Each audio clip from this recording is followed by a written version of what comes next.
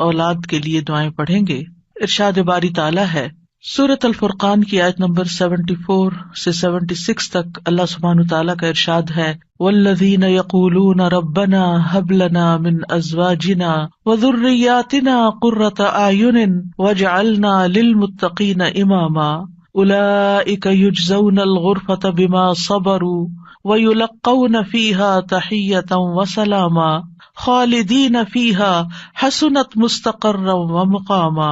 اور وہ لوگ جو کہتے ہیں اے ہمارے رب ہمیں اپنے ازواج اور اولاد کی طرف سے آنکھوں کی ٹھنڈک عطا فرما اور ہمیں متقی لوگوں کا امام بنا، یہی لوگ ہیں جو اپنے صبر کے بدلے جنت میں بالا خانے دیے جائیں گے اور وہ اس میں دعائے خیر اور سلام سے استقبال کیے جائیں گے، اس میں وہ ہمیشہ رہنے والے ہوں گے. کتنا اچھا ٹھکانہ اور کتنی اچھی قیام گاہ. اولاد کے لیے دعا مانگنا انبیاء اور اہل ایمان کا شیوا رہا ہے. ابراہیم علیہ السلام نے دعا کی تھی رب ھب لی من الصالحین، اے میرے رب مجھے نیک اولاد عطا فرما. اہل ایمان کی دعا اللہ تعالیٰ نے قرآن مجید میں ذکر کی ہے وَأَصْلِحْ لِي فِي ذُرِّيَّتِي، اور میری خاطر میری اولاد کی اصلاح کر دے. زکریا علیہ السلام نے دعا کی تھی فَهَبْ لِي مِن لَّدُنْكَ وَلِيًّا يَرِثُنِي وَيَرِثُ مِنْ آلِ يَعْقُوبَ وَاجْعَلْهُ رَبِّ رَضِيًّا، مجھے اپنے پاس سے ایک وارث عطا فرما جو میرا وارث بنے اور آل یعقوب کا وارث ہو، اور اے میرے رب اسے پسند کیا ہوا بنا، وہ ایسا ہو جس سے تو راضی ہو جائے، وہ پسندیدہ ہو. ابراہیم علیہ السلام نے دعا کی تھی رب اجعلنی مقیم الصلاۃ ومن ذریتی ربنا وتقبل دعا، اے میرے رب مجھے بھی اور میری اولاد کو بھی نماز قائم رکھنے والا بنا، اے رب میری یہ دعا قبول فرما. اہل ایمان ہمیشہ اپنی اولاد کے لیے دعا کرتے ہیں. سورۃ الفرقان کی جو آیات میں نے آپ کے سامنے پڑھی ہیں یہ عباد الرحمان سے متعلق آیات ہیں کہ رحمان کے خاص بندے، رحمان کے پسندیدہ بندے اللہ تعالیٰ سے دعا کرتے ہیں کہ ربنا ھب لنا من ازواجنا وذریاتنا قرۃ اعین، کہ اللہ ہمیں اپنی ازواج سے اور اپنی اولاد سے آنکھوں کی ٹھنڈک عطا فرما. یاد رکھیے یہ دعا ہر صاحب ایمان کا شیوا ہے. ہر مومن کو یہ دعا کرتے رہنا چاہیے، چاہے ہماری اولاد نیک ہی کیوں نہ ہو، چاہے وہ فرما بردار ہی کیوں نہ ہو، چاہے وہ قرآن کی حافظ ہی کیوں نہ ہو، چاہے وہ دین کی عالم ہی کیوں نہ ہو، پھر بھی یہ دعا مانگتے رہنا چاہیے، اس لیے کہ دل رحمان کی 2 انگلیوں کے درمیان ہوتا ہے، وہ جیسے چاہے انہیں پھیر سکتا ہے. ہمیں نہیں معلوم کہ آج اگر ہماری اولاد دین پر ہے تو کل اس کا مستقبل کیا ہوگا، اس لیے کبھی بھی اس بارے میں بے فکر نہیں ہونا چاہیے. نیک سے نیک ترین اولاد بھی ہو، تہجد گزار بھی ہو، صائم اور قائم ہو، لیکن پھر بھی دعا کرتے رہیں. اگر آپ کی اولاد نیک ہے تو آپ کی دعائیں ان کی نیکی میں استقامت اور اضافے کا سبب بنے گی، یعنی وہ مزید نیک بنے گی، ان کے اندر مزید استقامت آئے گی اور پھر اسی طرح ان کا ایمان بھی بڑھے گا. اور اگر وہ نیک نہیں ہے اور اگر وہ آپ کی آنکھوں کی ٹھنڈک نہیں ہے تو اس دعا سے انشاءاللہ وہ آپ کی آنکھوں کی ٹھنڈک بنیں گے. تو ہم سب کو بھی یہ دعا کرتے رہنا ہے کہ اے اللہ ہماری اولاد کو نیک بنا اور ان کو متقین کا امام بنا، یعنی تقوی والوں کی صحبت میں ہوں اور تقوی والوں میں بھی سب سے آگے ہوں، تقوی والوں کو بھی مزید لیڈ کرنے والے ہوں، ان کی رہنمائی کرنے والے ہوں. اور پھر یہ کہ وہ ہماری آنکھوں کی ٹھنڈک بھی ہوں، یعنی جہاں وہ رب کے پسندیدہ ہوں وہاں وہ ہمارے لیے بھی باعث سکون ہو. اس کے ساتھ ساتھ انسان کے لیے لازم ہے کہ وہ اپنی اولاد کی نیک تربیت بھی کرتا رہے، کیونکہ تربیت کی کوشش کرنا جو ہے ایک صبر آزما کام ہے. اسی لیے اس آیت کے بعد جو آیت آتی ہے اس میں صبر کرنے والوں کی جزا جنت میں غرفہ بتائی گئی ہے. عربوں کے ہاں گھر کے اندر جتنے بھی کمرے ہوتے ہیں ان میں سے سب سے بہترین کمرہ غرفہ کہلاتا ہے، یعنی سب سے اعلیٰ ترین درجہ. تو جنت میں بھی جب غرفہ کی بات ہے تو اس سے مطلب کوئی ہائی رائز بلڈنگ نہیں ہے، کیونکہ وہ ایک جگہ پر آتا نا کہ غرفات پر غرفات مبنیہ ہوں گے، تو اس سے مراد یہ ہے کہ جنت کے اعلیٰ ترین مقامات اللہ تعالیٰ ان کو عطا کرے گا جو صبر کے ساتھ تربیت بھی کرتے رہیں گے اور صرف اپنی تربیت اور اپنی کوشش کو کافی نہیں سمجھیں گے بلکہ اللہ تعالیٰ سے دعا بھی کریں گے. اور بہت دفعہ ایسا بھی ہوتا ہے کہ ہم تربیت میں پوری کوشش کر لیتے ہیں لیکن اس کا اثر اولاد میں نظر نہیں آتا، اولاد آپ کی ایکسپیکٹیشن پہ پوری نہیں اترتی. آپ جیسے ان کو دیکھنا چاہتے ہیں ویسے وہ نظر نہیں آتے۔ کیا ہم نوح علیہ السلام کی تربیت پہ کوئی شک کریں گے؟ ان کے 4 بیٹے تھے، جن میں سے 3 بہترین بیٹے ثابت ہوئے، لیکن ایک بیٹا اپنے ہی راستے پر چل نکلا۔ تو اس میں انسان کی کوشش اگر ہو اور انسان کے بس میں ہو اولاد کی اصلاح، تو وہ سبھی کو سیدھا کر کے رکھ دے، لیکن یاد رکھیے کوشش ہماری، دعا ہماری، اور اس میں اثر ڈالنے والا اور اس کو ہماری آنکھوں کی ٹھنڈک بنانے والا صرف اور صرف ہمارا رب ہے۔ اس لیے مومن صرف اپنی کوششوں پہ بھروسہ نہیں کرتا، بلکہ وہ اپنے رب کو پکارتا رہتا ہے۔ اور پھر عام طور پر یہ ہوتا ہے کہ ہم اس دعا کو اپنی دعاؤں کا حصہ نہیں بناتے۔ ہاں، جب اولاد کی طرف سے کوئی تکلیف پہنچتی ہے، جب وہ ہماری کوئی بات نہیں مانتے یا ہمیں ناراض کرتے ہیں، تو پھر ہمیں خیال آتا ہے کہ ہمیں دعا کرنی چاہیے کہ ان کی اصلاح ہو جائے اور یہ سیدھے ہو جائیں اور ہماری آنکھوں کی ٹھنڈک بن جائے۔ یاد رکھیے، یہ صرف اولاد کے بگاڑ کے وقت کی دعا نہیں ہے، بلکہ ہمیشہ یہ دعا کرتے رہنا چاہیے۔ اپنی روزمرہ زندگی کی خاص دعاؤں میں اس دعا کو شامل کر لیں، اپنی نمازوں میں، سجدوں میں، قبولیت کے اوقات میں اپنی اولاد کے لیے دعا کریں، کیونکہ اولاد انسان کی محبوب ترین چیزوں میں سے ہے۔ جن کو اللہ نے اولاد کی نعمت سے نوازا ہے، وہ اچھی طرح سمجھ سکتے ہیں کہ ہماری زندگی میں اولاد کا کیا مقام ہے۔ یعنی جب تک انسان والدین نہیں بنتا، ماں باپ نہیں بنتا، وہ اس بات کو سمجھ ہی نہیں سکتا کہ اولاد کیا چیز ہوتی ہے، کیونکہ انسان زندگی میں مختلف چیزوں سے محبت کرتا ہے، مختلف چیزوں کے ساتھ انسان کا لگاؤ ہوتا ہے، مختلف کام یا مختلف چیزیں اس کو پسند آتی ہیں، لیکن جب ایک عورت ماں بنتی ہے، ایک مرد جو ہے وہ باپ بنتا ہے، تو اس کے بعد اس کی زندگی میں جو تبدیلی آتی ہے، اس کے بعد اس کی زندگی کے اندر جو خوبصورتی آتی ہے، اس کے بعد اس کی زندگی کا جو محور اور مرکز بن جاتا ہے، اور اس کی تمام توجہ کا مرکز جو چیز بن جاتی ہے، اور دن رات کی یہ ڈیوٹی 24/7 کی ہوتی ہے۔ یعنی باقی چیزوں سے تو آپ کسی وقت الگ بھی ہو سکتے ہیں، مگر یہ وہ رشتہ ہوتا ہے کہ جس سے آپ پھر مرتے دم تک الگ نہیں ہو سکتے، کیونکہ وہ آپ کے جسم کا ایک حصہ ہوتا ہے، اور اللہ تعالیٰ آپ کے دل میں ہر چیز سے زیادہ ان کے لیے محبت ڈال دیتا ہے، اور ان کی خوشی آپ کو خوش کرتی ہے اور ان کا دکھ آپ کو دکھی کرتا ہے۔ اس لیے انسان کو ہمیشہ اپنی دعاؤں میں یہ خاص دعا کرتے رہنا چاہیے، اور قبولیت کے اوقات میں بھی، کیونکہ اولاد سے ملنے والی آنکھوں کی ٹھنڈک اسی وقت ہوتی ہے جب اولاد سیدھے رستے پر ہوتی ہے، جب اولاد نیک ہوتی ہے، اچھے کام کر رہی ہوتی ہے، تو پھر ہی ماں باپ کی آنکھوں کی ٹھنڈک ہوتی ہے۔ اور اس دعا کے دوسرے حصے میں اپنے لیے دعا ہے کہ اللہ ہمیں متقین کا امام بنا، یعنی اولاد جو ہے ہم اس کے ایک طرح سے امام ہوتے ہیں، جیسے حدیث میں آتا ہے نا، کلکم راعٍ وکلکم مسئول عن رعیتہ، تو ہر ایک ہم میں سے راعی ہے، ہر ایک لیڈر، ہر ایک ذمہ دار ہے۔ تو اللہ تعالیٰ ہمیں ماں باپ کی حیثیت میں ایسا رول ماڈل بنا کہ ہم متقی ہوں اور ہماری اولاد بھی متقی ہو، یعنی ہماری اولاد میں بھی نیکی ہو اور پھر ہم نیکی کے ساتھ آگے ان کی رہنمائی کرنے والے ہوں۔ اور ویسے جنرل سینس بھی دیکھیں تو اس میں انسان کو ایک ہائیسٹ مقام حاصل کرنے کی دعا یہاں سکھائی گئی ہے، اور وہ کیا کہ انسان ایسا انسان ہو کہ جسے دیکھ کر لوگ متقی بن جائیں، یعنی دوسرے لفظوں میں یہ کہ نیکیوں میں سبقت کرنے والے ہوں، نیکیوں میں آگے بڑھنے والے ہوں، تاکہ دوسرے لوگ بھی ہمیں دیکھ کر نیک بن جائیں۔ مثلاً اگر ایک مرد اول وقت میں مسجد میں جا کر نماز پڑھتا ہے تو اس کے بچوں پر اس کا کیا امپریشن ہوگا، یعنی اگر باپ ذمہ دار ہے تو بچے بھی دیکھ کر کہیں گے کہ ہاں ہمیں بھی یہی کام کرنا ہے، کیونکہ بچے ابتدائی زندگی میں خاص طور پر باپ کو، ماں کو بہت فالو کر رہے ہوتے ہیں۔ پھر اسی طرح اگر آپ کا پڑوسی آپ کو دیکھتا ہے، آپ کے کولیگز آپ کو دیکھتے ہیں کہ آپ کی توجہ سب سے زیادہ کس چیز کی طرف ہے، تو وہ بھی آپ کی دیکھا دیکھی نیکی کے کام میں آگے بڑھتے ہیں۔ آپ صدقہ کرتے ہیں اور کوئی آپ کو دیکھ رہا ہے، آپ کا مقصد نہیں دکھانا، لیکن کسی کو نظر آ جاتا ہے تو آپ کو دیکھ کر وہ بھی شروع کر دیتا ہے، تو آپ اس کے کیا بن گئے؟ امام، یعنی آپ لیڈ کر رہے ہیں، آپ آگے ہیں اور وہ آپ کو فالو کر رہے ہیں۔ تو ہمیں یہ دعا کرنی چاہیے اپنے لیے کہ اللہ ہمیں نیکی کے کاموں کا امام بنا، متقین کا امام بنا۔ تو یہاں ہم دیکھتے ہیں کہ یہ عباد الرحمن کی صفات میں سے ایک صفت ہے، اور وہ کہتے ہیں والذین یقولون ربنا ہب لنا۔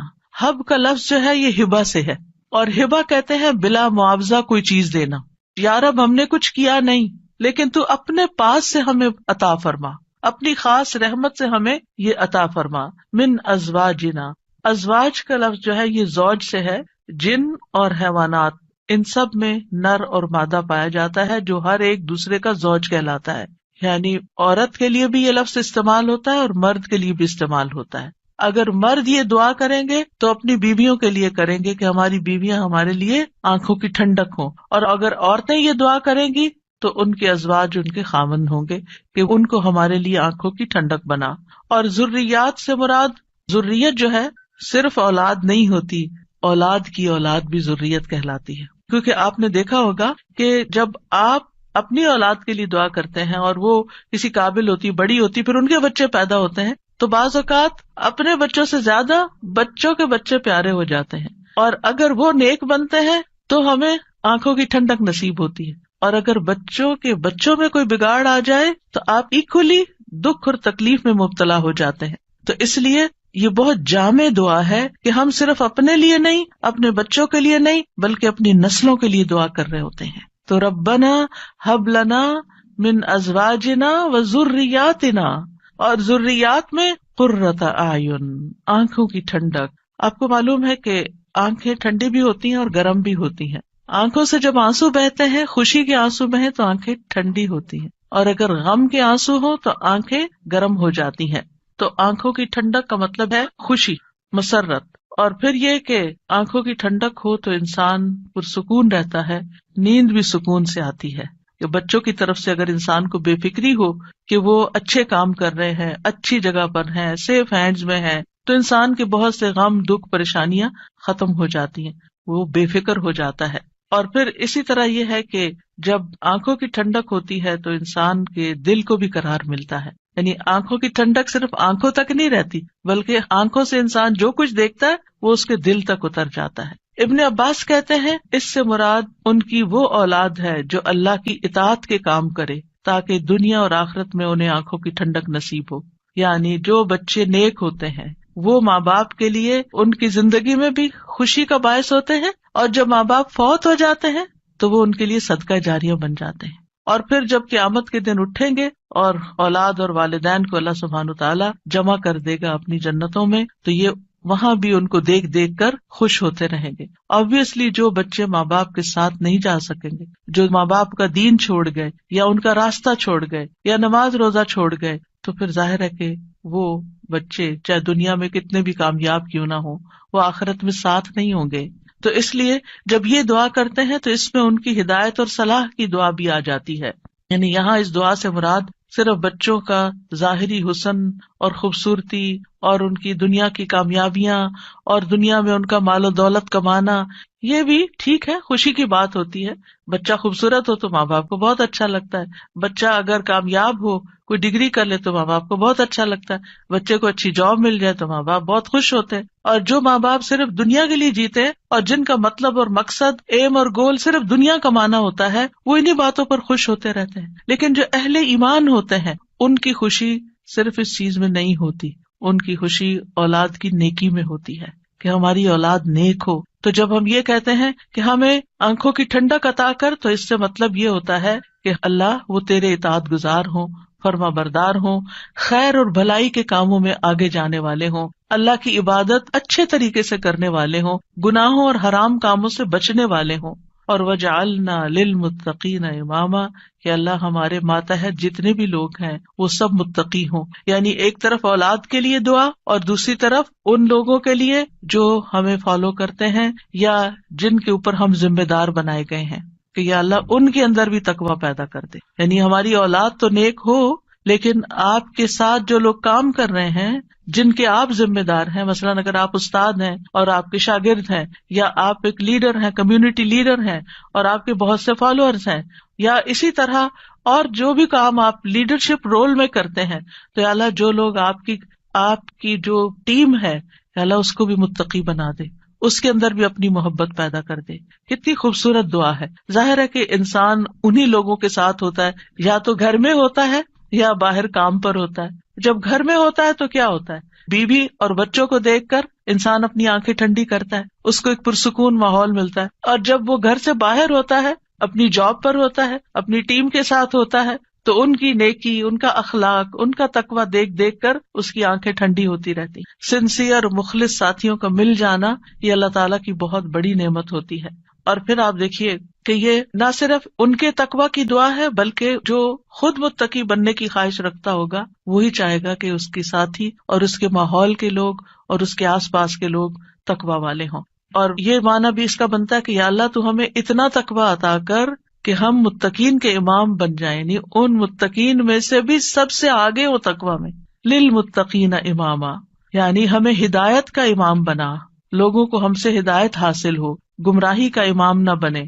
کیونکہ اللہ سبحانہ تعالیٰ نے خوش بخت لوگوں کے بارے میں فرمایا سورۃ الانبیاء میں، وَجَعَلْنَاهُمْ أَئِمَّةً يَهْدُونَ بِأَمْرِنَا وَأَوْحَيْنَا إِلَيْهِمْ فِعْلَ الْخَيْرَاتِ وَإِقَامَ الصَّلَاةِ وَإِيتَاءَ الزَّكَاةِ وَكَانُوا لَنَا عَابِدِينَ. اور ہم نے انہیں ایسے پیشوا بنایا جو ہمارے حکم کے ساتھ رہنمائی کرتے تھے، اور ہم نے ان کی طرف نیکیاں کرنے اور نماز قائم کرنے اور زکوٰۃ ادا کرنے کی وحی بھیجی، اور وہ صرف ہماری عبادت کرنے والے تھے. تو اس سے کیا پتہ چلتا ہے کہ ہم نے انہیں ایسا پیشوا بنایا جو ہمارے حکم کے ساتھ رہنمائی کرتے تھے. یہ ہے متقین کے امام کہ جو اللہ کی مرضی اور اللہ ہی کے دی ہوئی جو تعلیم اور ہدایت ہے اس کے مطابق لوگوں کو گائیڈ کرتے ہیں، صرف اپنی من پسند چیزوں یا اپنی طرف سے چیزیں ایجاد نہیں کرتے. اور اہل شقاوت بدبخت لوگوں کے بارے میں آتا ہے وَجَعَلْنَاهُمْ أَئِمَّةً يَدْعُونَ إِلَى النَّارِ، ہم نے ان کو ایسے امام بنایا جو لوگوں کو آگ کی طرف بلاتے ہیں، جیسے فرعون تھا، قارون اور اس طرح کے لوگ کہ لوگ ان کو فالو کرتے تھے اور وہ خود بھی آگ کی طرف جانے والے. جیسے فرعون کے بارے میں آتا ہے يَقْدُمُ قَوْمَهُ يَوْمَ الْقِيَامَةِ فَأَوْرَدَهُمُ النَّارِ، کہ قیامت کے دن وہ اپنی قوم کو لیڈ کر رہا ہوگا اور انہیں آگ میں لے جا کے گرائے گا. تو اس لیے بہت ضروری ہے کہ ہم خیر میں اچھا نمونہ بنے. اور ویسے بھی آپ دیکھیں کہ انسان کے امپریشنز ہوتے ہیں، انسان جو کچھ کرتا ہے اچھا کرتا ہے یا برا کرتا ہے اس کے آثار ہوتے ہیں. یعنی آپ اچھا کرتے ہیں اور آپ کو دیکھ کے جتنے لوگ خاموشی سے اچھا کر لیتے ہیں وہ سارے آپ کے آثار ہو گئے، اور ان سب کی نیکی آپ کی نیکی میں جمع ہو گئی. اور آپ کو دیکھ کر اگر کوئی شخص غلط ٹرینڈ اختیار کرتا ہے تو اس کی قباحت بھی آپ کے پلے میں پڑ گئی. تو متقین کا امام بننے کے لیے یاد رکھیے دو چیزیں بڑی اہم ہیں، ایک ہے صبر اور دوسرے ہے یقین. صبر اور یقین، یہ دو چیزیں ہوں تو یہ مقام حاصل کیا جا سکتا ہے.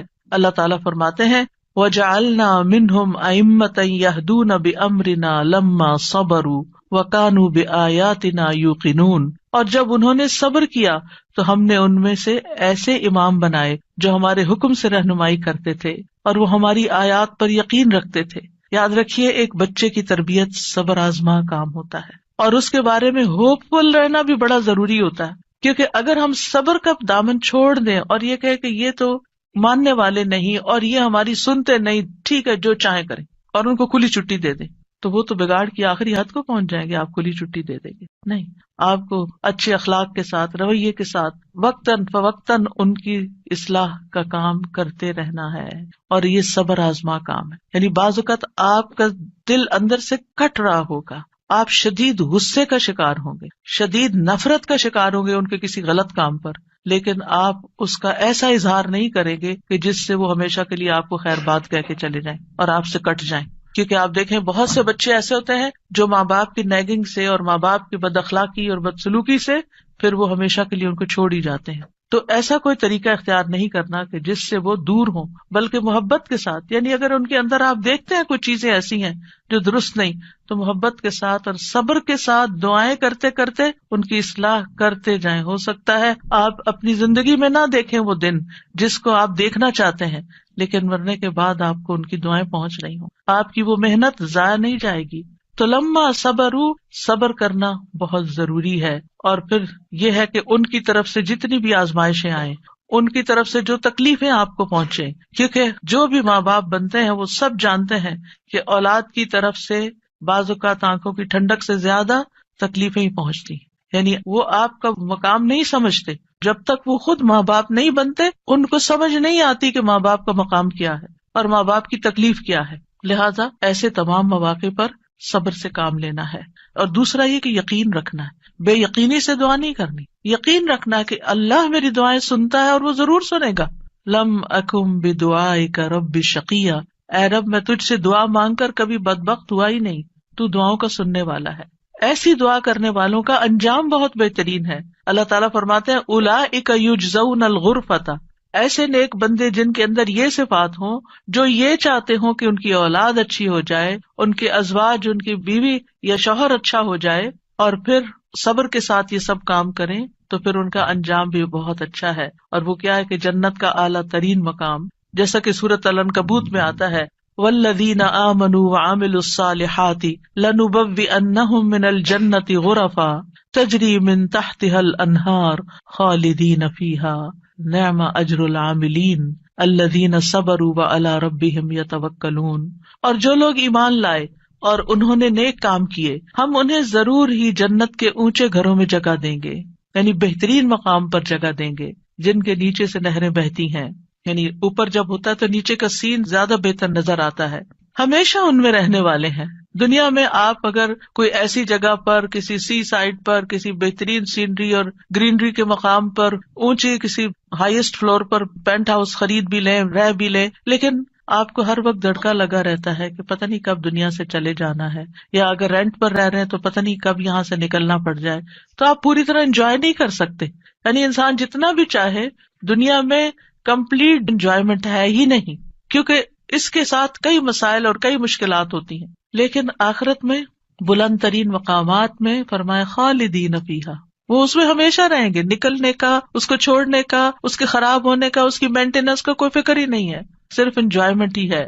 نعم اجر العاملین، لیکن یہ کس کو ملتا ہے؟ جو عمل کرتے ہیں، جو کام کرتے ہیں، جو محنت کرتے ہیں. کتنا اچھا اجر ہے عمل کرنے والوں کا. کون ہے وہ عمل؟ کیا دو عمل بتائے گئے؟ الذین صبروا وعلی ربہم یتوکلون، وہ جو صبر کرتے ہیں اور اپنے رب پر توکل کرتے ہیں، بھروسہ کرتے ہیں. اور اس کے علاوہ حدیث سے بھی اس مقام کو حاصل کرنے کی بات ہمیں پتہ چلتی ہے. نبی صلی اللہ علیہ وسلم نے فرمایا جنتی لوگ اپنے سے بلند کمرے والے کو، غرفہ والوں کو اپنے اوپر ایسے دیکھیں گے جیسے وہ دنیا میں چمکدار گہرے ستارے کو دیکھتے. اتنے بلند ہوں گے ان کے مقامات. آپ سوچئے کبھی آپ جب جہاز پر ونڈو سیٹ پر بیٹھے ہوتے ہیں تو آپ جب نیچے دیکھتے ہیں تو بعض اوقات بہت ہی خوبصورت مناظر نظر آتے ہیں. تو آپ سوچئے کہ جس کا گھر وہ ستارے کی جگہ پر ہو، اتنا بلند مقام اس کو مل چکا ہو، تو پھر اس کو کیا کچھ نظر نہیں آئے گا نیچے. فرمایا کہ جس طرح وہ دنیا میں چمکدار گہرے ستارے کو دیکھتے ہیں جو آسمان کے مشرقی یا مغربی کنارے میں بہت دور ہوتا ہے، ان میں سے ایک دوسرے سے افضل ہوگا. لوگوں نے عرض کیا یا رسول اللہ، یہ تو انبیاء کے محل ہوں گے جنہیں ان کے سوا اور کوئی نہ پا سکے گا. آپ نے فرمایا نہیں، اس ذات کی قسم جس کے ہاتھ میں میری جان ہے، یہ ان لوگوں کے لیے ہے جو اللہ پر ایمان لائے اور انبیاء کی تصدیق کی. ایک اور روایت میں آتا ہے بے شک جنت میں ایسے غرف ہیں جنتی ان کے باہر والے حصے کو اندر سے دیکھ سکیں گے اور اندر والے حصے کو باہر سے دیکھ سکیں گے. اللہ نے یہ ایسے شخص کے لیے تیار کیے ہیں جو لوگوں کو کھانا کھلائے اور سلام عام کرے اور رات کو نماز ادا کرے جب لوگ سو رہے ہیں. اور الحمدللہ رمضان ایسا مہینہ ہوتا ہے کہ جس میں آپ یہ تینوں کام کر سکتے ہیں. آپ کی ہرس ہوتی ہے کہ زیادہ سے زیادہ لوگوں کو افطار کرایا جائے، زیادہ سے زیادہ لوگوں تک راشن پہنچایا جائے، یعنی ان کو کھلایا جائے. اور جب آپ مسجد جاتے ہیں تو تراویح بھی ہوتی ہے اور بہت سے لوگ مل جاتے ہیں تو سلام پہ سلام ہو رہا ہوتا ہے. یا دینی مجالس کا زور ہوتا ہے رمضان میں جس میں لوگ اکٹھے ہوتے ہیں تو پھر ایک دوسرے سے ملاقات کر کے سلام کے مواقع آتے ہیں.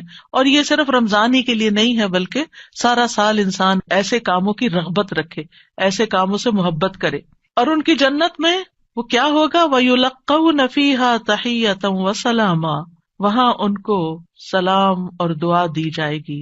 تحیہ کہتے ہیں زندگی کی دعا دینا، یعنی ان کے استقبال کے لیے ایسے فرشتے موجود ہوں گے جو انہیں سلام بھی کریں گے اور سلامتی کی دعائیں بھی دیں گے. جب کوئی سلامتی کی دعا آپ کو دیتا ہے تو کتنا دل خوش ہوتا ہے. تو وہاں فرشتے ان کو دعائیں دے رہے ہوں گے. اور پھر آپس میں جب ملاقاتیں ہوں گی جنتیوں کی تب بھی سلام دعا ہو رہی ہوگی. اور یہ سلامتی ان کو کس لیے ملی؟ کیونکہ دنیا میں انہوں نے گناہوں سے سلامت زندگی بسر کی. خالدین فیہا حسنت مستقرا و مقاما، ہمیشہ اس میں رہیں گے. کتنا خوبصورت ٹھکانہ، کتنا اچھا مقام. یاد رکھیے یہ دعا گھروں کی اصلاح کی بنیاد رکھتی ہے. اس میں صرف اولاد ہی نہیں بلکہ ازواج بھی، یعنی شوہر اور بیوی. آج آپ دیکھیں کہ ہر دوسرے گھر کا یہ مسئلہ بنا ہوا ہے کہ گھر میں میاں بیوی کی لڑائیاں جاری ہیں. اس سے ایک دوسرے کے اندر ایک بے چینی، اداسی، پریشانی، کاموں میں رکاوٹ اور کتنی بے شمار خرابیاں، اور سب سے بڑی بات یہ کہ آپ اپنی اولاد کے لیے ایک بہترین نمونہ ہوتے ہیں. آپ صرف آپس میں نہیں لڑتے بلکہ اپنے بچوں کو ایک برا نمونہ پیش کر کے ان کی زندگیوں کو بھی جہنم بناتے ہیں. اور پھر آپ دیکھیے کہ کوئی اور انسان ناراض ہو جائے تو اس سے انسان کو اتنی تکلیف نہیں ہوتی، حتیٰ کہ اگر ماں باپ بھی ناراض ہوتے ہیں نا تو انسان اتنی پرواہ نہیں کرتا، لیکن اگر شوہر بیوی سے یا بیوی شوہر سے ناراض ہو تو انسان کے غم کی انتہا ہوتی ہے، کسی چیز میں دل نہیں لگتا، پریشانی چھا جاتی ہے اور ہر چیز بے مزہ ہو جاتی. چاہے خوبصورت ترین محل میں آپ رہتے ہوں، خوبصورت ترین لباس آپ پہنتے ہوں، بہترین کھانے آپ کھاتے ہوں، لیکن اگر میاں بیوی کا آپس میں پیار نہیں ہے، آپس میں اتفاق نہیں ہے، آپس میں ایک دوسرے سے خوش نہیں ہے، تو زندگی کی کوئی خوشی نہیں ہوتی. تو اس لیے بہت ضروری ہے کہ اس دعا سے کام لیا جائے، اور جہاں کہیں تھوڑے بہت بھی پرابلمز ہیں وہ بھی انشاءاللہ حل ہو جائیں گے، اور جہاں بڑے مسائل ہیں اور جہاں مسائل نہیں بھی وہاں بھی یہ دعا پڑھی جائے تاکہ گھروں کے اندر ایک خوبصورتی آئے. یعنی اللہ تعالیٰ نے ہمیں منع تو نہیں کیا کہ دنیا میں ہم محبت سے زندگی نہ گزاریں، یعنی ہمیں دنیا میں بھی محبت چاہیے، آپس کی اتفاق اور پیار چاہیے. ایک محبت جو ہوتی ہے وہ انسان کی ضرورت ہوتی ہے، ایک دوسرے کی کیئر کرنا ایک ضرورت ہوتی ہے ہر انسان کی. اور اللہ سبحانہ تعالیٰ نے جوڑے بنائے کیوں ہیں؟ قرآن مجید میں اللہ تعالیٰ فرماتے ہیں وَمِنْ آيَاتِهِ أَنْ خَلَقَ لَكُم مِّنْ أَنفُسِكُمْ أَزْوَاجًا لِتَسْكُنُوا إِلَيْهَا وَجَعَلَ بَيْنَكُم مَّوَدَّةً وَرَحْمَةً إِنَّ فِي ذَلِكَ لَآيَاتٍ لِقَوْمٍ يَتَفَكَّرُونَ. اور اس کی نشانیوں میں سے ایک یہ ہے کہ اس نے تمہاری ہی جنس سے تمہارے جوڑے پیدا کیے یا بیویاں پیدا کی تاکہ تم ان کے پاس سکون حاصل کرو، اور تمہارے درمیان محبت اور رحمت پیدا کر دی.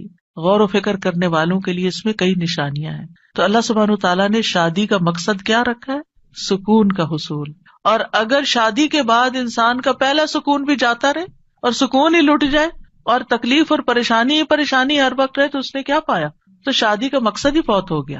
ٹھیک ہے، شادی کے اور بھی کئی مقاصد ہو سکتے ہیں، لیکن سب سے بنیادی اور اول مقصد اللہ تعالیٰ نے کیا رکھا ہے اس رشتے کے اندر؟ ایک دوسرے سے سکون، مودت اور رحمت. ایک دوسرے سے محبت بھی کریں اور ایک دوسرے پر رحم بھی کریں، ایک دوسرے کی کیئر کریں، ایک دوسرے کا خیال رکھیں، ایک دوسرے کی ضرورت کو پہچانیں. صرف خود غرضی نہ ہو کہ میری مرضی، میرا مقصد، میرا مطلب اور میں جو چاہوں صرف وہ ہو میرے پاس. نہیں، یہ بھی دیکھنا ہوگا کہ دوسرا کیا چاہتا ہے. اور جن کپلز کو یہ سمجھ آ جاتی ہے کہ دوسرے کی خواہش کیا ہے اور وہ دوسرے کی خواہش کو پورا کرنے کی کوشش کرتے ہیں تو لازماً دوسرا بھی پھر ان کی خواہش پوری کرتا ہے اور ایک خوشگوار زندگی وجود میں آتی ہے. اسی طرح اللہ تعالیٰ نے سورۃ النحل میں بھی فرمایا وَاللَّهُ جَعَلَ لَكُم مِّنْ أَنفُسِكُمْ أَزْوَاجًا وَجَعَلَ لَكُم مِّنْ أَزْوَاجِكُمْ بَنِينَ وَحَفَدَةً وَرَزَقَكُم مِّنَ الطَّيِّبَاتِ أَفَبِالْبَاطِلِ يُؤْمِنُونَ وَبِنِعْمَةِ اللَّهِ هُمْ يَكْفُرُونَ. اور اللہ نے تمہارے لیے تمہارے نفسوں سے بیویاں پیدا کی اور تمہارے لیے تمہاری بیویوں سے بیٹے اور پوتے پیدا کیے. یعنی اللہ نے ان سے تمہیں اولاد دی اور اس نے تمہیں پاکیزہ چیزوں سے رزق عطا کیا. کیا پھر بھی وہ باطل پر ایمان لاتے ہیں اور اللہ کی نعمت کا انکار کرتے ہیں، یعنی اللہ تعالیٰ کی نعمتوں کی ناشکری کرتے ہیں؟ تو یاد رکھیے کہ گھروں کی اصلاح کا انحصار ازواج کی اصلاح پر ہے، آپس کے اتفاق پر ہے، اور اولاد کی اصلاح سے پہلے ازواج کی اصلاح کی بات ہے. ابن علان کہتے ہیں کہ یہ دعا یعنی ازواج کے بارے میں شروع ہوتی ہے، کیونکہ اگر ازواج کی اصلاح ہو تو اولاد کی اصلاح ہوتی ہے. یعنی شوہر یا بیوی کی اصلاح ہو جائے، وہ ایک دوسرے کے لیے آنکھوں کی ٹھنڈک ہو تو اولاد خود بخود آنکھوں کی ٹھنڈک ہوتی چلی جائے گی. اور آنکھوں کی ٹھنڈک سے مراد یہ نہیں ہے صرف کہ ایک شوہر اپنی بیوی کو زیادہ خوبصورت دیکھے یا تندرست دیکھے، بلکہ اس حال میں دیکھے کہ وہ اللہ کی فرما بردار ہو. کیونکہ ایک حدیث میں آتا ہے کہ دنیا متاع ہے اور دنیا کی سب سے بہترین متاع نیک بیوی ہے. یعنی دنیا میں جتنی بھی نعمتیں ہیں ان میں سے سب سے بڑی نعمت ایک مرد کے لیے کیا ہے؟ ایک نیک بیوی ہے، ایک اچھی بیوی ہے. اور نیکی صرف نماز روزے کا نام نہیں ہوتی، نیکی اچھے اخلاق کا نام ہوتی ہے. ایک اور حدیث میں آتا ہے نا کہ جب ایک عورت 5 وقت کی نماز پڑھے، رمضان کے روزے رکھے اور اپنے شوہر کی اطاعت کرے، جب وہ اس کو دیکھے، اس کو خوش کر دے، تو وہ جنت کے جس دروازے سے چاہے داخل ہو جائے. یعنی اس تعلق کی بہتری اور خوبصورتی کا اتنا زیادہ اہتمام کیا گیا ہے. اور پھر آپ دیکھیں کہ متقین کا امام بننے کے لیے انسان کو پہلے گھر میں اچھا امام بننے کی ضرورت. یعنی گھر سے باہر آپ اسی صورت میں اچھے امام بن سکتے ہیں جب آپ گھر کے اندر خوبصورتی لاتے ہیں اور اس کے لیے کوشش بھی کرتے ہیں. دیکھیے کچھ رشتے ہمیں اللہ کی طرف سے بنے بنائے مل جاتے ہیں، جیسے ماں باپ کا رشتہ ہے. ماں باپ سے آپ کو انکنڈیشنل لو ملتا ہے. آپ اچھا کریں، آپ برا کریں، آپ ان کو خوش کریں، آپ ان کو ستائیں، آپ ان کے قریب ہوں، آپ ان سے دور ہوں، وہ آپ سے محبت کرتے ہی رہیں گے. آپ زندہ ہوں، آپ مر جائیں، ہر صورت میں محبت کرتے ہیں. آپ نے دیکھا ان ماؤں کو جن کا کوئی بچہ فوت ہو جائے تو وہ زندہ کو بھول گئے اسی کو یاد کرتی رہتی ہیں جو چلا گیا ہے. قریب ہو تب بھی محبت کرتے ہیں، دور ہو تب بھی محبت کرتے ہیں. ماں باپ کی محبت انکنڈیشنل، لیکن ازواج کی محبت کنڈیشنل ہوتی ہے. اگر آپ اچھے اخلاق کا مظاہرہ کریں گے، اچھے انسان بن کر رہیں گے تو آپ کی محبت بڑھتی جائے گی. لیکن اگر آپ اپنے اخلاق کو کھو دیں گے تو پھر اس محبت میں کمی آنی شروع ہو جائے گی. تو کچھ رشتے بنے بنائے ہوتے ہیں اور کچھ کو بنانا پڑتا ہے، ان کی مینٹیننس کرنی پڑتی ہے. یاد رکھیے شادی جو ہے یہ انبیاء کا طریقہ ہے، نیک لوگوں کا طریقہ ہے، ہمارے دین کا شعار ہے. نکاح جو ہے وہ نصف ایمان ہے. یعنی ہمارے دین میں کرسچینٹی کی طرح یہ نہیں ہے کہ آپ شادی نہیں کریں، آپ نن بن جائیں، آپ فقیر بن جائیں اور آپ زیادہ نیک ہیں. نہیں، آپ شادی کر کے زیادہ نیکی کما سکتے ہیں. یعنی اسلام جو ہے وہ فطری ضروریات کو مد نظر رکھتا ہے. اللہ تعالیٰ فرماتے ہیں یقیناً آپ سے پہلے بھی ہم نے کئی رسولوں کو بھیجا اور ہم نے ان کے لیے بیویاں اور اولاد بنائی. یعنی پیغمبر بھی بیویوں والے اور اولادوں والے تھے. نبی صلی اللہ علیہ وسلم نے فرمایا نکاح میری سنت ہے، بس جو میری سنت پر عمل نہیں کرتا وہ مجھ سے نہیں. تم لوگ شادی کیا کرو. یعنی شادی کرنا بھی ایک نیکی کا کام ہے، عبادت ہے، کیونکہ میں تمہاری تعداد کی بنا پر سابقہ امتوں سے کثرت تعداد میں مقابلہ کروں گا. ایک اور روایت سے پتہ چلتا ہے کہ شادی نہ کرنے والا نبی صلی اللہ علیہ وسلم کے طریقے سے منہ موڑنے والا ہے. آپ کو یاد ہوگا کہ وہ 3 صحابہ جو نبی صلی اللہ علیہ وسلم کی ایبسنس میں حضرت عائشہ کے پاس پوچھنے گئے تھے کہ آپ کے اعمال کیا ہیں، تو جب انہوں نے بتایا تو ان کا وہ تو اللہ کے نبی ہیں، تو اس لیے ایک نے کہا میں کبھی گوشت نہیں کھاؤں گا، دوسرے نے کہا میں کبھی رات کو نہیں سوؤں گا، تیسرے نے کہا میں کبھی شادی نہیں کروں گا. تو نبی صلی اللہ علیہ وسلم کو جب یہ باتیں پتہ چلی تو آپ نے اللہ تعالیٰ کی حمد و ثنا کی اور فرمایا ان لوگوں کو کیا ہو گیا ہے جنہوں نے ایسی اور ایسی باتیں کہی ہیں. میں رات میں نوافل بھی پڑھتا ہوں، سوتا بھی ہوں، نفلی روزہ رکھتا ہوں اور چھوڑ بھی دیتا ہوں، نکاح بھی کرتا ہوں، بس جو شخص میرے طریقے سے منہ موڑے گا وہ مجھ سے نہیں. یعنی وہ میری امت میں سے نہیں ہے جو میرے اس طریقے کو پسند نہ کرے. اللہ سبحانہ تعالیٰ نے خود نکاح کی رغبت دلائی ہے. وَأَنكِحُوا الْأَيَامَ مِنكُمْ وَالصَّالِحِينَ مِنْ عِبَادِكُمْ وَإِمَائِكُمْ، اور اپنے میں سے بے نکاح مردوں اور عورتوں کا نکاح کر دو، اور اپنے غلاموں اور اپنی لونڈیوں میں سے جو نیک ہیں ان کا بھی. نکاح میں دیر کیوں کرتے ہیں عام طور پر؟ کہ ابھی بچے کچھ کماتے نہیں ہیں. فرمایا اگر وہ محتاج ہوں گے اللہ ان کو اپنے فضل سے غنی کر دے گا، اور اللہ وسعت والا اور سب کچھ جاننے والا ہے. اور پھر شادی ویسے بھی آپ دیکھیں نگاہ کی حفاظت کا ذریعہ ہے، شرمگاہ کی حفاظت کا ذریعہ ہے، نصف دین مکمل کرنے کا ذریعہ ہے. حدیث میں آتا ہے جب کوئی شخص نکاح کر لیتا ہے تو اپنا آدھا دین مکمل کر لیتا ہے، لہذا چاہیے کہ باقی آدھے دین کے بارے میں اللہ سے ڈرتا رہے.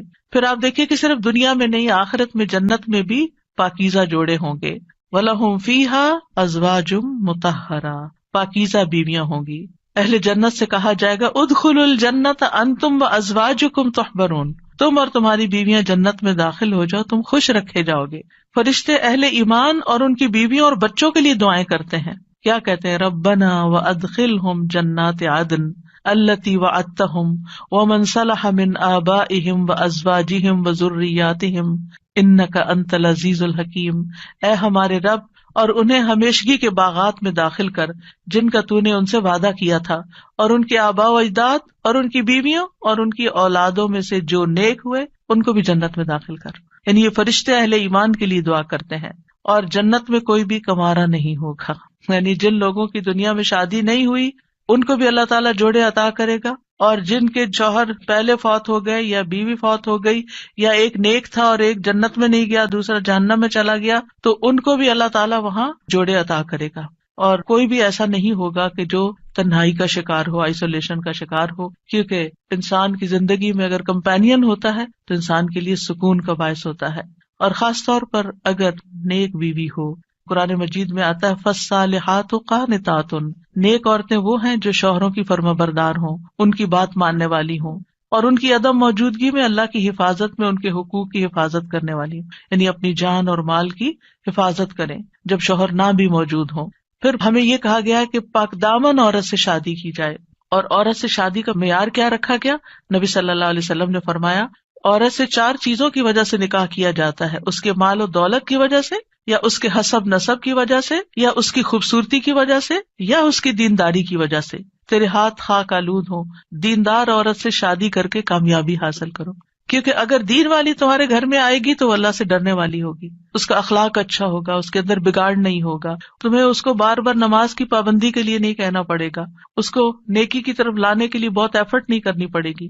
اور پھر آپ دیکھیں کہ ایک ماں کے اوپر انحصار ہوتا ہے کہ بچوں کی کیا تربیت کرتی ہے، کیونکہ تربیت اولاد باپ کا حصہ کم ہوتا ہے، ماں کا حصہ زیادہ ہوتا ہے۔ اگر ایک بچہ اپنی ماں کو نیک دیکھتا ہے تو اس کے اندر ایک نیکی کی محبت پیدا ہوتی ہے۔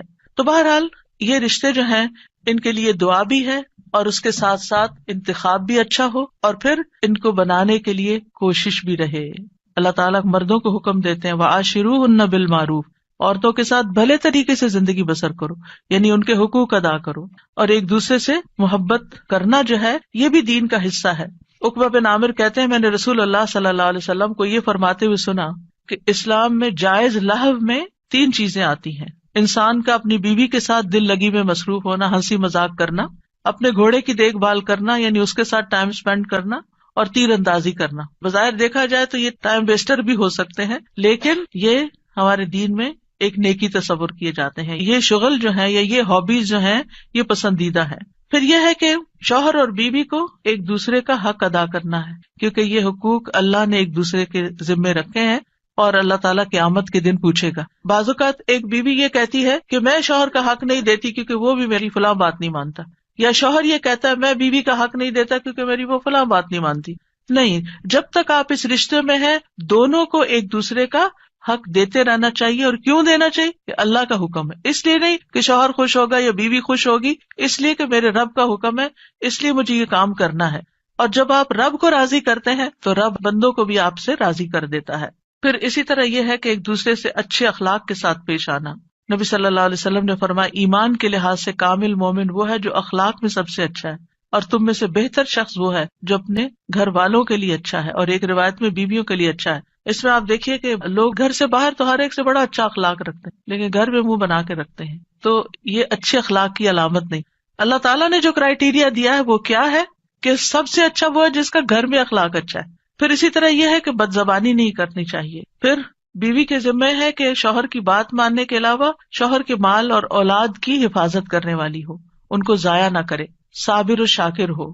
شوہر کی ذمہ داری کیا ہے کہ گھر والوں پر خوشی سے خرچ کرے، اور نبی صلی اللہ علیہ وسلم نے فرمایا جو شخص اپنے اوپر خرچ کرتا ہے تاکہ وہ اس کے ذریعے لوگوں سے مانگنے سے بچے، وہ اس کے لیے صدقہ ہے، یعنی آپ اپنی پرسنل نیڈس کے لیے اسپینڈ کرتے ہیں، یہ بھی صدقہ ہے۔ جو شخص اپنی بیوی اور بچوں اور اپنے گھر والوں پہ خرچ کرتا ہے وہ بھی صدقہ شمار ہو جاتا ہے، یعنی شوہر کے نامہ اعمال میں وہ نیکی لکھی جاتی ہے کہ یہ اپنی بیوی پر بچوں پر خرچ کرنے والا ہے۔ پھر اسی طرح اچھے گزران کا اصول کیا ہے کہ ایک دوسرے کی اچھی عادتوں پر نظر رکھی جائے اور بری عادتوں کو اگنور کیا جائے۔ اگر ہم نے یہ ایکویشن بدلی کہ بری عادتوں کو ہر وقت ہائی لائٹ کیا، تم یہ نہیں کرتی، تم یہ نہیں کرتے، تم یہ نہیں کرتی، تم یہ نہیں کرتے، تو پھر زندگی جہنم بن سکتی ہے۔ کیونکہ ہر وقت اگر انسان اسی میں کڑتا رہے کہ اس شخص میں کیا خرابی ہے، کیا نہیں ہے، کیا کون سی برائی ہے، کون سی غلط عادت ہے، اور اسی پر لڑائی جھگڑا کرتا رہے، تو زندگی میں انجوائمنٹ نہیں رہتی۔ بلکہ اس کے برعکس نبی صلی اللہ علیہ وسلم نے یہ فرمایا کوئی مومن شخص کسی مومن عورت سے بغض نہ رکھے، یعنی بیوی سے نفرت نہیں کرنی چاہیے۔ اگر عورت کی ایک عادت ناپسند ہوگی تو کوئی دوسری عادت پسند ہوگی، تو کیا مطلب ہے کہ ناپسند بات کو چھوڑو، جو پسندیدہ ہے اس پر نظر رکھو۔ پھر اسی طرح یہ ہے کہ نیک اولاد کے لیے بھی کوشش کے علاوہ اور دعائیں بھی ہمیں سکھائی گئی ہیں، جیسے ان کی پیدائش سے پہلے ہی دعا کرنا، ربی ہب لی من الصالحین، اے میرے رب مجھے نیک اولاد عطا کر، یعنی ابھی اولاد ہوئی نہیں لیکن پہلے سے ہی دعا مانگنا شروع ہو جائے انسان کہ اللہ مجھے نیک اولاد دینا۔ اور پھر یہ کہ شادی کے وقت ایسی عورت کا انتخاب کرنا جس کے اندر بچے پیدا کرنے کی صلاحیت ہو، کیونکہ نبی صلی اللہ علیہ وسلم نے اس بات کا حکم دیا کہ محبت کرنے والی اور زیادہ بچے پیدا کرنے والی عورت سے شادی کرو، یعنی یہ ہمارے دین میں پسندیدہ چیز ہے۔ پھر اسی طرح شادی سے ملنے والی جو نیک اولاد ہے اس کا فائدہ کیا ہے کہ وہ مرنے کے بعد والدین کے لیے دعائیں کرتی ہے اور ماں باپ کے لیے صدقہ جاریہ بن جاتی ہے، اور یہ والدین کی درجات کی بلندی کا ذریعہ بنتا ہے۔ جہاں تک اولاد کی تربیت کا تعلق ہے تو اولاد کے بارے میں سوال ہوگا، یعنی ماں باپ دونوں سے پوچھا جائے گا کہ انہوں نے ان کی تربیت میں کیا کوشش کی۔ پھر اسی طرح اولاد کا پہلا حق کیا ہے؟ حدیث میں آتا ہے، نبی صلی اللہ علیہ وسلم نے فرمایا اپنے نطفوں کے لیے اچھی عورت کا انتخاب کرو، یعنی نیک عورت کا انتخاب کرو، اور دین میں ہم پلہ عورتوں سے نکاح کرو، اور ہم پلہ مردوں کو اپنی بیٹیوں کا نکاح کر کے دو۔ پھر اسی طرح اچھے باپ کا انتخاب، رسول اللہ صلی اللہ علیہ وسلم نے فرمایا جب ایسا شخص تمہارے پاس نکاح کا پیغام بھیجے جس کے دین اور اخلاق سے تم مطمئن ہو تو اس سے اپنی بیٹی کا نکاح کرو، یعنی اوباش آوارہ لڑکے ہوں تو پھر ان کے ساتھ شادی نہیں کرو، کیونکہ شادی کے بعد کیا ہوگا، آپ کی بیٹی کو مصیبت میں ڈال دے گا۔ فرمایا اگر ایسا نہیں کرو گے تو زمین میں فتنہ اور زبردست فساد برپا ہوگا، یعنی پھر فساد ہی فساد، بگاڑ ہی بگاڑ۔ پھر اسی طرح ولادت سے پہلے شیطان سے حفاظت کی دعا سکھائی گئی کہ جب شوہر بیوی ایک دوسرے سے ملیں تو دعا پڑھیں، جیسے حضرت مریم کی والدہ نے دعا پڑھی تھی وَإِنِّي أُعِيذُهَا بِكَ وَذُرِّيَّتَهَا مِنَ الشَّيْطَانِ الرَّجِيمِ۔ کتنی خوبصورت دعا ہے کہ اللہ میں اس بچی کو بھی اور اس کی آئندہ آنے والی ذریت کو بھی تیری پناہ میں دیتی ہوں شیطان سے بچا کر۔ پھر یہ کہ بچوں کو سب سے پہلے توحید سکھانی چاہیے، بچپن سے ہی بچوں کے اندر اللہ کا ڈر پیدا کرنا چاہیے، دین کی تعلیم سیکھنے میں رغبت دلانی چاہیے، اچھے اخلاق کی تعلیم دینی چاہیے، ہر چیز کے مینر سکھانے چاہیے، اور پھر اس کے لیے اگر سرزنش بھی کرنی پڑے، ڈانٹنا بھی پڑے تو اس میں بھی کوئی حرج نہیں ہے۔ اپنے ساتھ نیک کاموں میں شامل کرنا چاہیے، جیسے ابراہیم علیہ السلام نے کیا کیا تھا، کعبہ کی تعمیر میں کس کو ساتھ شامل کیا تھا؟ اسماعیل علیہ السلام کو۔ پھر اولاد کے درمیان عدل کرنا چاہیے، بچوں سے پیار کرنا چاہیے، کچھ ماں باپ بچوں سے پیار نہیں کرتے، ایسے والدین کی مذمت کی گئی ہے۔ پھر اولاد کے بالغ ہو جانے کے بعد ان کی شادی بھی کرنی چاہیے، یعنی اس بات کی بھی فکر ہونی چاہیے۔ ابن عباس کہا کرتے تھے جس کو اللہ بیٹا عطا کرے اس کو چاہیے کہ اس کا اچھا نام رکھے، اس کی اچھی تربیت کرے، جب وہ بالغ ہو تو اس کی شادی کر دے۔ سعید بن عاص کہا کرتے تھے اگر میں اپنے بچے کو قرآن کی تعلیم دے دوں، اس کو حج کروا دوں، اس کی شادی کر دوں تو میں نے اس کا حق ادا کر دیا، اور میرا جو اس پر حق ہے وہ باقی ہے۔ یعنی بچوں کے اوپر حق پھر بھی باقی رہیں گے، لیکن ماں باپ نے اپنا فرض پورا کر دیا اگر یہ 3 کام کر لیے۔ کون سے؟ قرآن کی تعلیم دے دی، حج کروا دیا، شادی کر دی، اس کے بعد وہ اپنے ذمہ دار خود ہیں۔ لیکن بچوں کے اوپر ماں باپ کی ذمہ داری مرتے دم تک رہتی ہے۔ قتادہ کہتے ہیں اگر لڑکا بالغ ہو جائے اور اس کا باپ شادی نہ کرے بچے کی، اور وہ کسی بے حیائی کا ارتکاب کرے، یعنی کسی برائی میں پڑ جائے، تو باپ گناہگار ہوگا، یعنی وہ لڑکا تو ہوگا ہی یا لڑکی تو ہوگی ہی، لیکن ماں باپ بھی گناہگار ہوں گے۔ تو اس لیے شادی کے معاملے میں انسان کوشش ضرور کرے، رشتہ نہیں ملتا یا کوئی اسباب نہیں بن رہے تو وہ الگ بات ہے، لیکن ماں باپ کو اس بات کی فکر ہونی چاہیے، کیونکہ دیکھا گیا کہ وقت کے ساتھ ساتھ یہ فکر ختم ہو گئی ہے، اور بعض ماں باپ نے تو یہ چیز اولاد پر ہی چھوڑ دی ہے۔ پھر اسی طرح یہ بھی خوشخبری سن لیجیے کہ والدین کی دعائیں اپنی اولاد کے حق میں قبول ہوتی ہیں، اس لیے بچوں کے لیے زیادہ سے زیادہ دعائیں کیا کریں، یعنی خاص طور پر اگر بچے جو ہے وہ دور ہوں یا آپ کی ایکسپیکٹیشن پہ پورے نہیں اتر رہے ہوں تو ان کو اپنی دعاؤں میں یاد رکھیں۔ نبی صلی اللہ علیہ وسلم نے فرمایا 3 قسم کے لوگوں کی دعائیں قبول ہوتی ہیں اور ان کی قبولیت میں کوئی شک و شبہ نہیں، مظلوم کی دعا، مسافر کی دعا، اور والد کی اپنے اولاد کے لیے دعا۔ تو اس لیے ہمیں دعائیں کرتے رہنا چاہیے، اور ان دعاؤں میں ربنا ہب لنا من ازواجنا، جن کو آتی ہے وہ بھی پڑھے، ربنا ہب لنا من ازواجنا وذریاتنا قرۃ اعین وجعلنا للمتقین اماما۔ اب اس میں آپ دیکھیے کہ آپ نے فوکس کرنا ہے ازواج، ذریات، اور پھر للمتقین اماما، للمتقین اماما۔ اس میں وہ لوگ بھی آ جاتے ہیں جن کے ازواج نہیں یا جن کی اولاد نہیں، تو وہ کیا ہے؟ متقین کے امام۔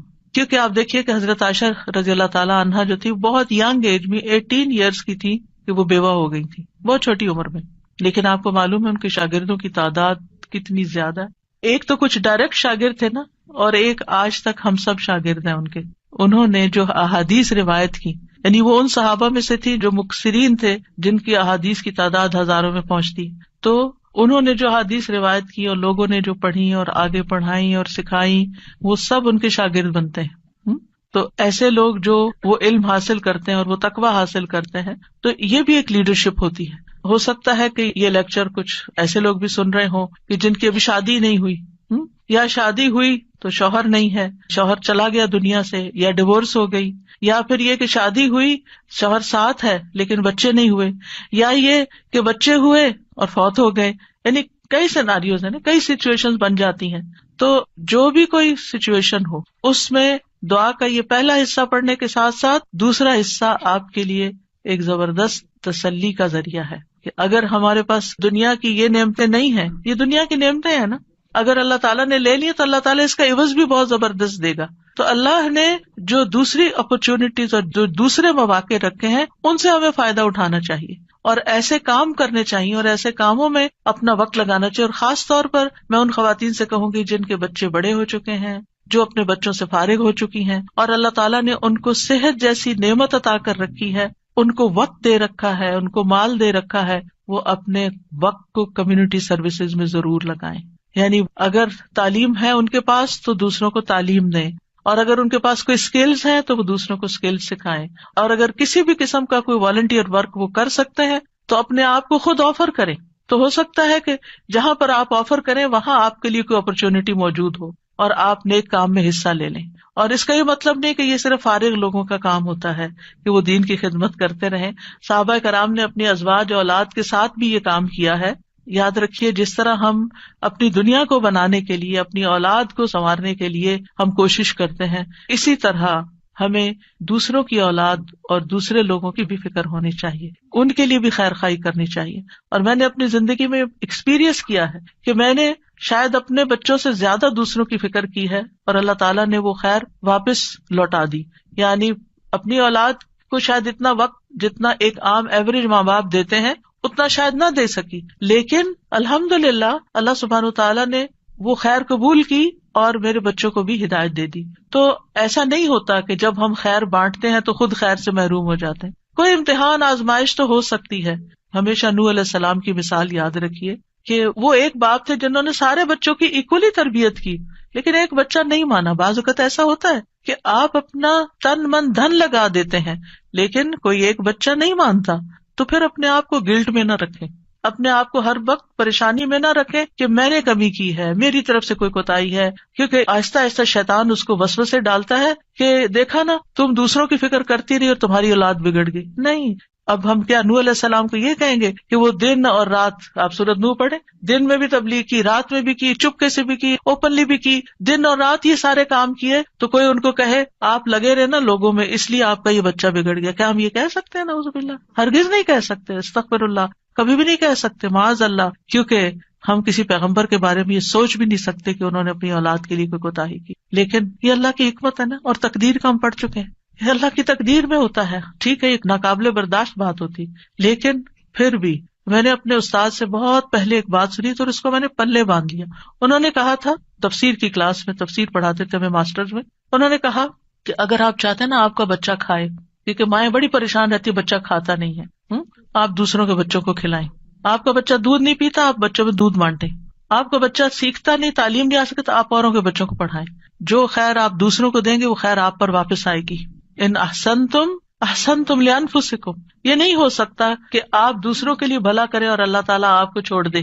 ان تنصروا اللہ ینصرکم ویثبت اقدامکم، دین کی مدد کرنا اللہ کی مدد حاصل کرنے کا ذریعہ ہے، اور ثابت قدمی کا، دین پر ثابت قدمی کا. کیونکہ آپ دیکھیے اگر آپ پاور ہاؤس سے اپنے گھر کی بجلی کا کنیکشن کاٹ دیتے ہیں تو کیا ہوتا ہے، آپ کا گھر اندھیرے میں چلا جاتا ہے.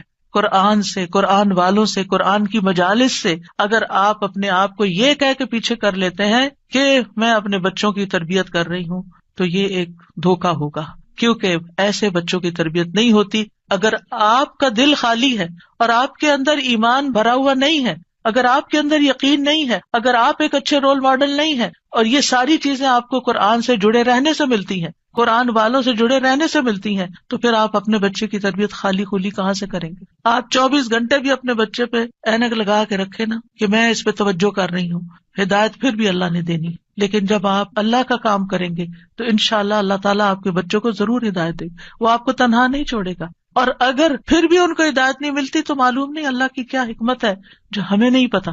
ہمیں نہیں پتا، ہو سکتا ہے کسی ایک بچے کی تکلیف ہمارے اللہ کے ساتھ جڑے رہنے کا ذریعہ بن جائے. بعض اوقات ایسا ہوتا ہے نا کہ ساری نعمتیں ملی ہوتی، سارے بچے بہت آؤٹ اسٹینڈنگ ہوتے ہیں، ایک بچہ پڑھ کے ہی نہیں دیتا. میری اپنی ایک رشتے دار ہے ماشاءاللہ، 6 بچے ان کے، 5 ڈاکٹر ہیں، ایک نہیں بنی. تو اب اللہ کی مرضی نا، باپ بھی ڈاکٹر، سارا گھرانہ ڈاکٹرز کا، لیکن جو نہیں بنی اب وہ سارا وقت اپنے آپ کو کوسے، شاید میں نے اس کی تربیت میں کوئی کمی کی، شاید میں نے اس کو صحیح سے نہیں پڑھایا. نہیں بھائی، اس کی نہیں تھی دلچسپی. ہر کوئی ڈاکٹر نہیں بننا چاہتا، ہر کوئی دین کا عالم نہیں بننا چاہتا، ہر کوئی وہ کام نہیں کرنا چاہتا جو آپ اس کے لیے سجیسٹ کر رہے ہیں. اس کی اپنی ایک سوچ ہے، اس کی اپنی ایک رائے ہے. تو اس میں بچوں کو مارجن بھی دیں، اس میں تھوڑی سی آزادی بھی دیں، اور ان کے لیے خوب دعائیں کریں. کیونکہ جب ہماری زندگی میں کوئی مشکل آ جاتی ہے نا، کوئی آزمائش آ جاتی ہے، تو پھر کیا ہوتا ہے، ہم اللہ سے اور قریب ہو جاتے ہیں. بعض اوقات پتہ کیا ہوتا ہے، ہم نماز کے ساتھ چند نوافل پڑھ لینا ایکسٹرا، اور چند نفلی روزے رکھ لینا، اور حج کے ساتھ عمرہ بھی کر لیں، پھر ہم اپنے آپ کو کیا سمجھنے لگتے ہیں، ہم بہت نیک ہو گئے ہیں، ہم نے بہت اچھے اچھے کام کر لیے ہیں. لیکن ہوتا کیا ہے کہ ابھی کمی ہوتی ہے کہیں اور ہمیں پتہ نہیں ہوتا، اتنے میں اللہ کی طرف سے کوئی آزمائش آ جاتی ہے. پھر جو ہماری دعاؤں میں رونا ہوتا ہے، اور پھر جو ہماری دعاؤں میں اخلاص ہوتا ہے، اور پھر جو ہماری دعاؤں میں اصرار ہوتا ہے اور تکرار ہوتا ہے اور ہمارا تڑپنا ہوتا ہے، وہ اس سے پہلے نماز، روزہ، حج، زکوٰۃ کسی چیز میں نہیں تھا. ہم آزمائش کے ساتھ جتنے اللہ کی طرف جاتے ہیں، نعمتوں کے ساتھ اتنے نہیں جاتے. یہ مانی ہوئی بات ہے، ہم سب کا تجربہ ہے. تو اس لیے بہت ضروری ہے کہ ہم کوشش کریں اور اس کے ساتھ ساتھ اللہ سے دعا کرتے رہیں، وَجْعَلْنَا لِلْمُتَّقِينَ إِمَامًا. اللہ ہمیں متقی ساتھی دے، متقی دوست دے، متقی اٹھنے بیٹھنے والے دے. ایسے لوگوں میں اٹھے بیٹھے ملیں جلیں اور ان کی رہنمائی کریں کہ جو تقویٰ والے ہوں، تاکہ ہمارے تقویٰ میں بھی اضافہ ہوتا چلا جائے. کیونکہ انسان اپنے ماحول کی پیداوار ہوتا ہے، جس طرح کے دوستوں میں، جس طرح کے لوگوں میں وہ رہتا ہے، ویسی ہی سوچ اس کی بننا شروع ہو جاتی ہے. اور پھر ابراہیم علیہ السلام کی دعا بھی کہ ربی ہب لی من الصالحین، کہ اللہ اپنے پاس سے ہی صالح بچہ دے دے، میں تو نیک بنانے سے رہا. اور یہ ابراہیم علیہ السلام مانگ رہے ہیں، اور اللہ سبحانہ وتعالیٰ نے پھر ان کو کیسی نیک اولاد عطا کی. اسماعیل علیہ السلام کتنے فرما بردار تھے، اسحاق علیہ السلام کتنے غلام علیم تھے، علم والے، اور ان کی نسل میں بھی علم آیا. اور پھر آپ دیکھیے کہ ابراہیم علیہ السلام نے یہاں صرف یہ نہیں کہا کہ ربی حبلی من الصالحین، بلکہ اس سے پہلے ایک بات کہی تھی. وہ کیا تھی؟ سورہ صافات میں وقال انی ذاہب الی ربی سیہدین، میں اپنے رب کی طرف جا رہا ہوں، میں رب کا بن رہا ہوں، وہ مجھے ہدایت دے گا. پھر مانگا اللہ مجھے نیک اولاد بھی دے. ہم کیا کرتے ہیں، ہم خود تو نیک بنتے نہیں، انی ذاہب الی ربی کرتے نہیں، نہ نیکی کی طرف جاتے ہیں، نہ نیک کام کرتے ہیں، نہ دین کا کام کرتے ہیں، اور پھر ہم کہتے ہیں اللہ مجھے نیک اولاد دے، میری اولاد کو نیک بنا دو. یہ کیسے ہوگا؟ پہلے آپ خود تو بنے، پہلے آپ خود تو وہ کام کریں کہ جو آپ کو کر کے دکھانے ہیں بچے کو کہ ایسے نیک کام کرتے ہیں. اور پھر آپ دیکھیں کہ ابن جریر طبری کہتے ہیں کہ ابراہیم علیہ السلام کی دعا یہ تھی کہ اللہ مجھے اپنی طرف سے ایسا بیٹا عطا کر جو نیک لوگوں میں سے ہو، ایسے لوگ جو تیری اطاعت کرتے ہیں، تیری نافرمانی نہیں کرتے، زمین میں اصلاح کے کام کرتے ہیں اور زمین میں فساد برپا نہیں کرتے. یعنی مجھے ایسی اولاد چاہیے. اس سے یہ بات بھی پتہ چلتی ہے کہ انسان خواہ کتنا ہی قدر و منزلت والا ہو، خلیل اللہ ہی کیوں نہ ہو، پھر بھی وہ اللہ کا محتاج ہے، پھر بھی وہ اللہ تعالیٰ سے دعائیں کرے کہ ربی حبلی من الصالحین. اور اصلاح کی اپنی ایک اہمیت ہے، یعنی صرف اولاد نہیں مانگی بلکہ نیک اولاد مانگی، کیونکہ صرف اولاد آپ کے لیے مصیبت کا سبب ہو سکتی ہے، اور نیک اولاد آپ کے لیے آنکھوں کی ٹھنڈک کا سبب ہوگی. اور پھر یہ کہ ابراہیم علیہ السلام کی دعاؤں میں وَمِن ذُرِّيَّتِنَا أُمَّةً مُسْلِمَةً لَكَ، سبحان اللہ، اتنی بڑی دعا مانگ لی. یعنی صرف نیک اولاد نہیں بلکہ ہماری ذریات، یعنی اولاد کی اولاد، اولاد کی اولاد، اولاد کی اولاد، اس میں ایک امت مسلمہ پیدا کر دے. کتنے خوبصورت الفاظ کا چناؤ تھا. پہلے حبلی کہا، اللہ تحفہ چاہیے تیری طرف سے، ہدیہ چاہیے، ہبہ چاہیے، میں نے کچھ نہیں کیا، مجھے تیری طرف سے عنایت چاہیے کہ تو مجھے ایسا بیٹا عطا کر دے کہ جس کے اندر فطرت میں اندر خیر ہو، اندر نیکی ہو، اور بڑا ہو کے وہ اچھے کام کرے. اور پھر صرف یہ نہیں، وَمِن ذُرِّيَّتِنَا أُمَّةً مُسْلِمَةً لَكَ، اللہ ہماری اولاد میں سے ایسے لوگ پیدا کر جو تیرے فرما بردار ہو، مُسْلِمَةً لَكَ ہوں. اور پھر آپ دیکھیے کہ کس طرح اللہ سبحانہ وتعالیٰ نے ابراہیم علیہ السلام کو نوازا. سبحان اللہ، ابو الانبیاء ہے، انبیاء کے باپ ہیں. اور پھر آپ دیکھیے کہ جتنے بھی الہامی مذاہب ہیں، کرسچینٹی ہے یا جوڈازم ہے، اسلام ہے، ان سب کے وہی لیڈر ہیں. اللہ تعالیٰ نے کہا تھا نا، انی جاعلک للناس اماما، یا ابراہیم میں تمہیں لوگوں کا امام بنانے والا ہوں. اور کس طرح پھر اللہ تعالیٰ نے ان کو امام بنایا. پھر اسی طرح اگر اولاد نہ ہوتی ہو تو پھر یہ دعا کرتے ہیں رب لا تذرنی فردا وانت خیر الوارثین، اے میرے رب تو مجھے اکیلا نہ چھوڑ، تو ہی سب وارثوں میں سے بہتر وارث ہے۔ یہ زکریا علیہ السلام کی دعا تھی کہ رب لا تذرنی فردا وانت خیر الوارثین، تو اللہ نے دعا قبول کر لی۔ فاستجبنا لہ ووہبنا لہ یحییٰ، ہبہ ہے یہاں بھی، اور ہم نے اس کو یحییٰ عطا کیا۔ واصلحنا لہ زوجہ، اور اس کی بیوی کی اصلاح کر دی۔ کیوں؟ انہم کانوا یسارعون فی الخیرات، کیونکہ وہ نیکیوں میں سبقت کرتے تھے، نیکیوں میں دوڑ دوڑ کے جاتے تھے۔ وَيَدْعُونَنَا رَغَبًا وَرَهَبًا، اور وہ ہمیں رغبت اور رہبت، امید اور خوف کے ساتھ پکارتے تھے۔ وَكَانُوا لَنَا خَاشِعِينَ، یہ تین چیزیں دعاؤں کی قبولیت کا ذریعہ ہیں۔ نیکی کے کاموں میں تیز جانا، جلدی کرنا، سستی نہ کرنا۔ یسارعون، سرعت سے ہے یہ لفظ، کہ ان انبیاء کی دعائیں کیوں قبول ہوئی؟ کیونکہ وہ نیکی کے کاموں میں تیزی دکھاتے تھے، دوسرے دعائیں کرتے تھے۔ وَيَدْعُونَنَا رَغَبًا وَرَهَبًا، یعنی کوشش بھی کرنی ہے، بھاگنا بھی ہے اللہ کی طرف، اور دوسرے دعائیں کرنی ہے، اور تیسرے تکبر میں نہیں آنا۔ وَكَانُوا لَنَا خَاشِعِينَ، وہ ہمارے لیے خشوع کرنے والے تھے۔ ابن قیم کہتے ہیں نیک اعمال کرنا اور اس کی طرف سبقت لے جانا دعا کی قبولیت کے بڑے اسباب میں سے ہے، اسی لیے اللہ تعالیٰ نے ان کی دعائیں قبول کر لی۔ پھر ایک اور دعا ہے جو حضرت زکریا علیہ السلام نے ہی مانگی، رب ہب لی من لدنک ذریۃ طیبہ انک سمیع الدعاء، اے میرے رب مجھے اپنی طرف سے نیک اور پاکیزہ اولاد عطا فرما، بے شک تو ہی دعائیں سننے والا ہے۔ یعنی ہبہ وہ ہوتا ہے نا جو بغیر معاوضے کے خوش دلی اور احسان کے طور پر کسی کو کوئی چیز دے دی جائے۔ یعنی ایک ہبہ ہوتا ہے، ایک ہدیہ ہوتا ہے، ایک صدقہ ہوتا ہے۔ تو صدقہ وہ ہوتا ہے جس سے آخرت کا اجر و ثواب چاہیے، اور ہدیہ وہ ہوتا ہے جس سے تحفہ دینے والے اور جس کو تحفہ دیا گیا اس کے درمیان محبت پیدا کرنا مقصود ہوتا ہے۔ یعنی ہدیہ محبت کے لیے ہوتا ہے، اور ہبہ جو ہے وہ کسی مقصد کے لیے ہوتا ہے۔ ہبہ وہ چیز ہوتی ہے کہ جس کو ہبہ کی جاتی ہے صرف اس کا فائدہ مطلوب ہوتا ہے، ٹھیک ہے۔ مطلب یہ تھا کہ اللہ مجھے اپنے پاس سے ایسا ہدیہ دے جو بغیر کسی بس کے، میری بغیر کسی کوشش اور محنت کے ہو، تو بس تو آپ عطا کر دے، من لدنک، اپنے پاس سے دے دے، کیونکہ تیرے پاس تو سب کچھ ہے۔ اور پھر ذریۃ طیبہ دے، جو اپنے اقوال و افعال میں پاک ہو، جسموں میں پاک ہو۔ انک سمیع الدعاء، آپ تو دعائیں سننے والے۔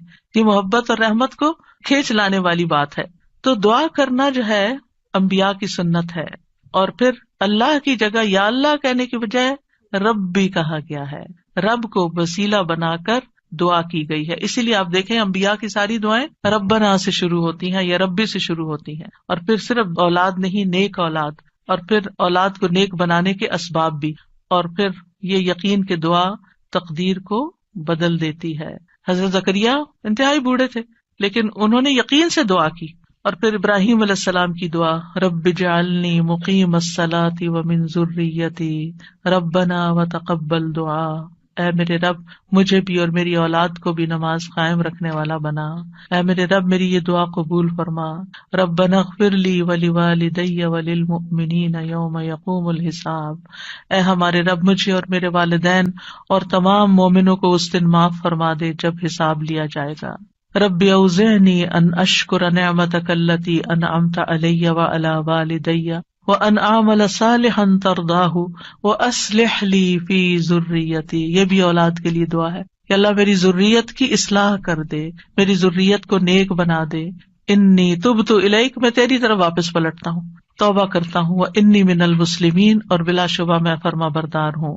اور ربنا وجعلنا مسلمین لک ومن ذریتنا امۃ مسلمۃ لک وارنا مناسکنا وتب علینا انک انت التواب الرحیم، اے ہمارے رب ہم دونوں کو، یعنی ابراہیم اور اسماعیل علیہ السلام نے مانگی تھی دعا، اپنا فرما بردار بنا لے، اور ہماری اولاد میں سے ایک جماعت پیدا کر جو تیری فرما بردار ہو، اور ہمیں اپنی عبادت کے طریقے بتلا، اور ہماری توبہ قبول فرما، بے شک تو بڑا توبہ قبول کرنے والا، نہایت رحم کرنے والا ہے۔ اور پھر آپ دیکھیے کہ کس طرح اللہ سبحانہ وتعالیٰ نے وہ دعا قبول کی، اور محمد صلی اللہ علیہ وسلم ان کی اولاد میں پیدا ہوئے، اور پھر ان سے امت مسلمہ پیدا ہوئی۔ تو یہ دعا جو ہے اس کی قبولیت میں بہت عرصہ لگا تھا لیکن قبول ہوئی، تو اس لیے انسان کو مایوس نہیں ہونا چاہیے۔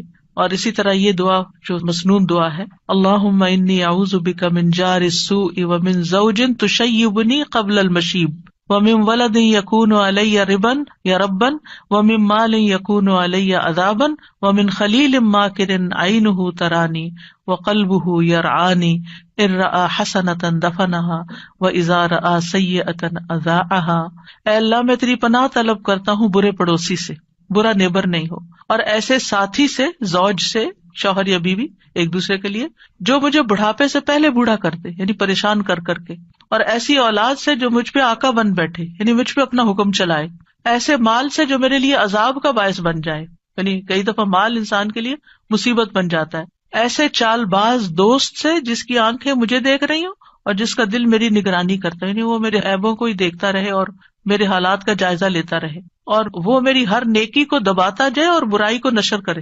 کچھ ایسے بھی لوگ ہوتے ہیں نا آپ کے آس پاس کہ جو آپ کو اپنا دوست بتاتے ہیں، یعنی آپ کے لیے اپنی دوستی ظاہر کرتے ہیں، لیکن وہ آپ کی ہر نعمت سے جلتے ہیں اور آپ کی ہر خرابی سے خوش ہوتے ہیں، اور آپ کے اندر کوئی کمی بیشی ہو تو جا کے دوسروں میں نشر کر دیتے ہیں۔ تو یہاں 5 چیزوں کی برائی سے بچنے کی دعا کی گئی ہے: برا پڑوسی، بد اخلاق مرد یا عورت، نافرمان اولاد، عذاب بننے والا مال، اور چال باز دوست۔ تو بہرحال یہ تھا آج کا ہمارا پروگرام، اور آج اتنے اتفاق کی بات ہے، یہ ہمارا 7واں پروگرام تھا، اور آج 7 اپریل ہے، اور آج ہی میری شادی ہوئی تھی، تو بغیر کسی پلاننگ کے یہ ساری چیزیں اتفاق سے جمع ہو گئی، الحمدللہ۔ وآخر دعوانا ان الحمد للہ رب العالمین۔ سبحانک اللہم وبحمدک، اشہد ان لا الہ الا انت، استغفرک واتوب الیک۔ السلام علیکم ورحمۃ اللہ وبرکاتہ۔